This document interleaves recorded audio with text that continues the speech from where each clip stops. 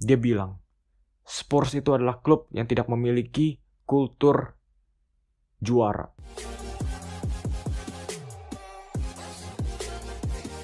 Harry Kane, dia bisa mencetak gol, dia bisa menyuplai bola.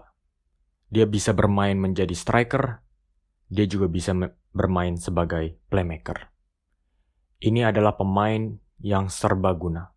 Dia bisa bermain menjadi segalanya. Itulah kehebatannya Harry Kane. Harry Kane adalah pemain legendaris Tottenham Hotspur. Dia sudah memecahkan rekor gol terbanyak sepanjang masa yang dipegang oleh Jimmy Greaves dengan rekor gol 266 gol. Dia sudah menjadi pemain legendaris. Dan gak cuma di Tottenham Hotspur aja. Dia bahkan juga sudah memecahkan rekor timnas Inggris untuk gol terbanyak yang dipegang oleh Wayne Rooney dengan jumlah 53 gol. Itulah Harry Kane, pemain legendaris. Tapi kenyataannya adalah dia masih bermain untuk Tottenham Hotspur. Pemain legendaris untuk Tottenham Hotspur ini sebetulnya masih bisa menjadi pemain legendaris di seluruh dunia, bukan hanya di Tottenham Hotspur aja. Tapi kenyataannya dia masih berada di Tottenham Hotspur. Bayangkan saja, musim kemarin, Harry Kane itu mencetak 30 gol untuk Tottenham Hotspur. 30 gol, ini jumlah yang bisa membawa Arsenal menjadi juara Premier League tahun lalu kalau Kane ada di Arsenal. Tapi 30 gol ini nggak berarti di Spurs. Karena apa hasilnya? Mereka masih di posisi 8. Meskipun Harry Kane sudah mencetak 30 gol, dia bisa mencetak 30 gol ini walaupun supply bola dari Spurs itu sangat kecil sekali. Kita bisa lihat dari pemain-pemain kreatif Spurs. Sekali lagi, ini bukan sebuah penghinaan ya untuk Spurs, tapi ini memang kenyataan. Pemain kreatifnya Spurs itu siapa? Paling Dejan Kulusevski. Itu yang mungkin pemain paling kreatif ya Spurs. Di belakangnya mungkin ada Pierre-Emile Højbjerg, ada Yves Bissouma. Pemain-pemain yang sedikit di atas rata-rata. Coba Harry Kane bermain di klub seperti Manchester City atau Arsenal. Kalau di Arsenal, dia pasti akan membawa mereka menjadi juara tahun lalu dengan angka 30 gol ini. Erling Haaland, dia mencetak 36 gol. Hanya beda 6 gol dari Harry Kane saja. Hanya beda 6 gol. Dan dia dikelilingi oleh Kevin De Bruyne, Jack Grealish, Bernardo Silva. Tapi Harry Kane yang dikelilingi pemain seperti Højbjerg, pemain-pemain biasa ini, dia bisa mencetak 30 gol. Hanya selisih 6 gol. Ini pencapaian yang luar biasa sekali dari Harry Kane.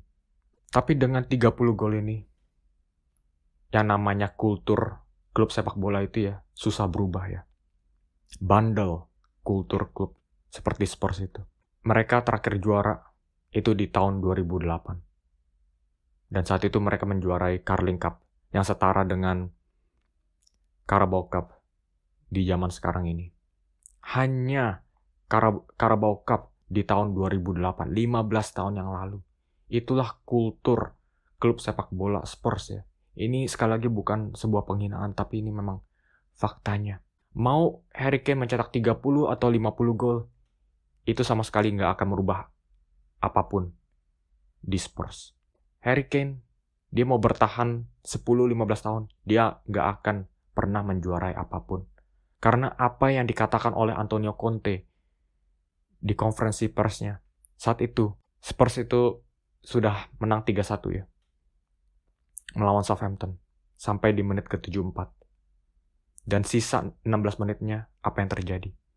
Southampton bisa membalikkan keadaan menjadi 3-3. Bagaimana Antonio Conte nggak marah di konferensi persnya? Dia meluapkan emosi. Itu memang sepantasnya. Dia bilang, Spurs itu adalah klub yang tidak memiliki kultur juara. Ini bukan sebuah peluapan emosi saja. Yang Conte nyatakan di sini itu adalah fakta. Faktanya Spurs itu memang nggak punya mental juara. Meskipun demikian, Harry Kane tetap setia. Dia bersama Spurs sudah 9-10 tahun. Dia tahu Spurs itu nggak akan menjuarai apapun. Tapi dia tetap setia. Dia tetap memberikan 100% untuk Tottenham Hotspur. Bahkan dengan gajinya yang hanya 200.000 pounds per minggunya. Untuk pemain legendaris, untuk Spurs, dan juga timnas Inggris hanya mendapatkan 200.000 pounds. Kita bandingkan dengan pemain cadangan di Man City saja deh. Calvin Phillips. Yang hampir nggak pernah menginjak kakinya di lapangan musim lalu. Itu mendapatkan 150.000. Hanya beda 50.000 saja dengan pemain legendaris Spurs. 200.000. Bandingan dengan Kevin De Bruyne dan Erling Haaland, mereka mencapai 400.000 pounds dengan mudah per minggunya. Tapi Harry Kane gak pernah mengeluh. Dia gak pernah minta keluar. Dia tetap memberikan 100%. Itulah kenapa Harry Kane sudah membayarkan kesetiaannya kepada Spurs. Nah, sekarang giliran Spurs untuk membayarkan balik kesetiaan tersebut. Terutama di Daniel Levy. Kamu harus melihat, ini adalah pemain legendaris yang harus dihormati.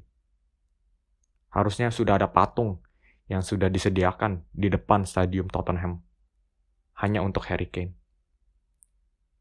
Itulah status legendaris Harry Kane sekarang ini. Jadi, saya bisa mengerti. Mungkin Daniel Levy itu memikirkan sisi finansial, sisi bisnis. Itu sudah pasti. Tapi kamu harus mengingat juga, kita lagi membicarakan seorang pemain legendaris. Bukan pemain biasa-biasa saja. Kalau ada tim yang bisa menawarkan harga yang pas buat Harry Kane, walaupun mungkin agak sedikit di bawah dari penilaian Daniel Levy, dia harus bisa rela melepas Harry Kane. Tidak sedikit klub yang mengincar Harry Kane, itu sudah pasti. Harry Kane tidak akan kekurangan pilihan klub kalau dia memutuskan untuk pindah dari Spurs. Pertanyaannya, apakah dia ingin bertahan di Premier League atau pindah ke luar negeri? Kalau dia bertahan di Premier League, mungkin di sisi pertimbangan Harry Kane itu adalah dia itu adalah seorang family man atau pria berkeluarga. Dia merasa hidup itu nggak cuma sekedar karir sepak bola saja, tapi ada faktor keluarga juga. Jadi ini mungkin keputusan yang terbaik untuk Harry Kane kalau dia tetap bertahan di Premier League, di kampung halamannya sendiri. Mungkin ada klub-klub besar yang bisa membawa Harry Kane. Manchester City, itu udah hampir nggak mungkin. Mereka sudah ada Erling Haaland. Chelsea, mungkin. Ada Mauricio Pochettino yang sebelumnya sudah berpengalaman bekerja sama dengan Harry Kane, membina dia di usia mudanya. Mungkin dia bisa merayu Harry Kane untuk datang ke Chelsea. Tapi ada resiko. Kalau dia ke Chelsea, dia beresiko mencemarkan status legendarisnya dia di Spurs. Karena kedua tim ini adalah rival sengit ya. Terus ada juga Liverpool nih. Klub yang jarang diisukan ya dengan Harry Kane. Tapi kalau saya lihat, Harry Kane itu sangat cocok dengan Liverpool. Bayangkan saja, Liverpool kalau beli Harry Kane dan taruh dia di posisi nomor 9, di posisi Bobby Firmino. Kita tahu Harry Kane itu jago menyuplai bola-bola ke sayap. Segi teknik, nggak ada striker yang lebih bagus dari Harry Kane. Bayangkan saja, Harry Kane bekerja sama dengan Mohamed Salah. Kita gabungkan gol dan assist kedua pemain ini. Apa yang akan terjadi? Mohamed Salah gampang 30 gol semusim. Potensinya segitu. Ditambahkan dengan potensinya Harry Kane yang mungkin lebih bagus daripada Salah. 35 gol, 65 gol dalam semusim. Ini pasti akan membawa Liverpool menjuarai Premier League. Oke? Nggak ada pertanyaan lagi. Nggak ada keraguan. Liverpool pasti juara. Mungkin ada permasalahan di segi finansial ya. Mungkin FSG nggak sanggup beli Harry Kane. Tapi kalau mereka mau Mbappe, kenapa mereka nggak bersedia mengeluarkan duit yang sama untuk Harry Kane. Dan juga ada Manchester United, di mana Erik ten Hag itu sangat menyukai Harry Kane. Harry Kane merupakan profil striker yang sangat cocok untuk Manchester United. Tapi mungkin sekali lagi masalahnya itu ada di duit. Jadi kalau kita lihat dari segi klub-klub tersebut, mungkin agak sulit dipilih untuk Harry Kane. Gak ada pilihan yang jelas, dan juga kita harus pertimbangkan.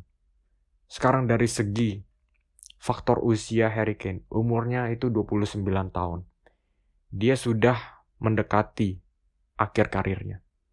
Dia selama 10 tahun terakhir ini belum pernah menjuarai apapun bersama Spurs. Sekarang dia berada di tahap karir di mana dia harus memikirkan klub barunya harus ada potensi juara. Kira-kira 90% terjamin menjadi juara tiap musimnya. Kalau di Premier League itu susah. Paling cuma Manchester City yang memiliki kans 85-90% menjuarai Premier League tiap tahunnya. Tapi mereka sudah ada Erling Haaland. Di belakangnya mungkin ada Liverpool 80-85%. Tapi kedua tim ini tetap nggak bisa dijamin menjadi juara tiap tahunnya. Jadi Harry Kane harus melihat di luar Liga Inggris. Di Bundesliga ada Bayern Munchen yang sudah menawarkan 80 juta untuk Harry Kane. Ini mungkin menjadi momen yang tepat untuk Harry Kane pindah ke Bundesliga. Karena Bundesliga, kalau dia pindah ke Bayern Munchen, itu sudah 99% jaminan mereka pasti juara. Saingan terdekatnya itu Borussia Dortmund. Harry Kane juga akan bermain dengan pemain-pemain top lainnya.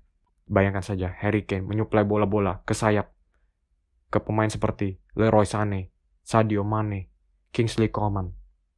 Asisnya akan berapa? Dan juga dia sendiri akan mendapatkan suplai-suplai bola maut dari midfielder canggih seperti Jamal Musiala dan Joshua Kimmich. Kalau Harry Kane bisa mencetak 30 gol di Spurs, bayangkan saja berapa gol dan berapa assist yang akan dia hasilkan bersama Bayern Munchen. Sekali lagi, ini mungkin menjadi destinasi yang tepat ya untuk Harry Kane. Mungkin Daniel Levy juga merasa, daripada dia menjual ke Premier League, ke klub Premier League lainnya, mungkin sebaiknya dia dijual ke Bundesliga. Nah, disinilah momen yang tepat, di mana Levy itu bisa membalas kesetiaannya Harry Kane. Ini adalah pemain legendaris. Kamu harus menghormati dia. Harganya mungkin gak sesuai dengan harga yang kamu inginkan. Tapi kamu harus rela melepas Harry Kane. Karena kamu juga harus mengerti sisi manusia Harry Kane yang memiliki ambisi besar untuk menjuarai setidaknya satu trofi. Oke guys, sampai di sini aja video hari ini. Semoga kalian menikmati. Coba kasih komen di bawah. Apakah kalian setuju bahwa Harry Kane itu harus dilepas oleh Spurs? Dan juga destinasi apa selanjutnya untuk Harry Kane? Apakah itu di Bundesliga atau dia seharusnya ada di Premier League? Coba kasih komen di bawah. Komen-komen ini akan selalu saya baca dan saya akan coba satu persatu untuk membalasnya. Dan juga jangan lupa kasih like dan subscribe karena pastinya ini akan sangat membantu channel ini. Oke guys, sampai di sini aja video hari ini. Sampai jumpa di video selanjutnya dan terima kasih sudah menyaksikan.